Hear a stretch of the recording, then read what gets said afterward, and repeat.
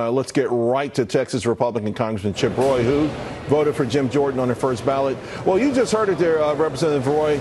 An assortment of rationale, reasoning, frustrations. I want to get to this part, maybe give us some inside baseball. The tactics that were used by Jim Jordan and his folks, the misinformation. What's going on? Yeah, that's a lot of noise. Let me be clear. I talked to people over the weekend. Jim was focused on a mission of changing this town. He was delivering a vision for where he wants to go and working with his colleagues. And look, we can't affect what outside groups and what constituents are going to say. And there's a lot of support across America for Jim Jordan. He is one of the most popular Republicans in the country. He polled in a poll today, 48 favorable compared to 15 unfavorable. Compare that to former Speaker McCarthy at 50 and 29, or Mitch McConnell at 43 and 43. Jim Jordan is very popular. But here's the thing. I'm going to stick with Jim as long as it takes. I'm not going anywhere. My message to my colleagues is we're going to change this town. I do not work for appropriators. I do not work for the members of the House Armed Services Committee. I work for 750,000 Texans who want us to change Washington. That's my message to my colleagues. I love them. I will work with them, but I work for my constituents. I'm going to work with them, not for them. I work for my constituents, not my colleagues. Well, Scalise dropped out relatively quickly.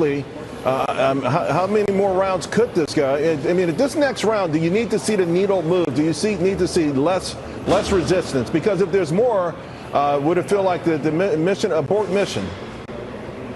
Yeah, no, I mean, right now, we had 200 votes for Jim Jordan. Let's be very clear. That's a very significant number. Speaker McCarthy, he lasted 15 rounds when he had a relatively similar number. We're going to go continue to have conversations. But again, this is much bigger than one man. I'm sticking with Jim through this all the way until Jim decides what he's going to do. Right. He's my friend, and he's an agent for change. But let me be clear. I'm not going to move off the need to change. This town must change. You know it, Charles. $33 trillion in debt, wide open borders, fentanyl pouring in, China empowered, funding Chinese companies undermining our national security, not doing what we need to do to push back on Russia with our energy industry, but rather sending unlimited checks to Ukraine.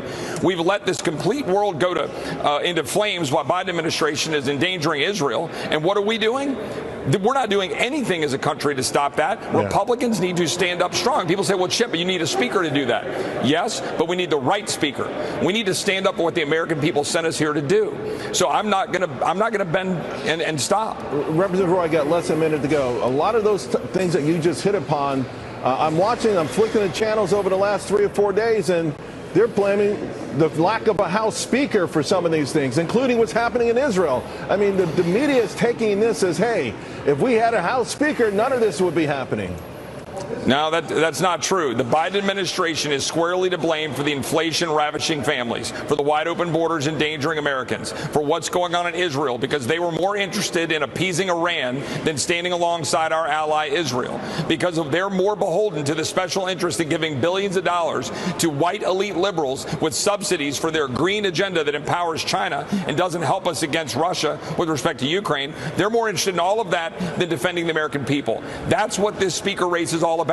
You know who is opposing Jim Jordan? Appropriators and people who like the power of the defense industry and money in this town. That has to end. It ends now. That's what this battle is all about.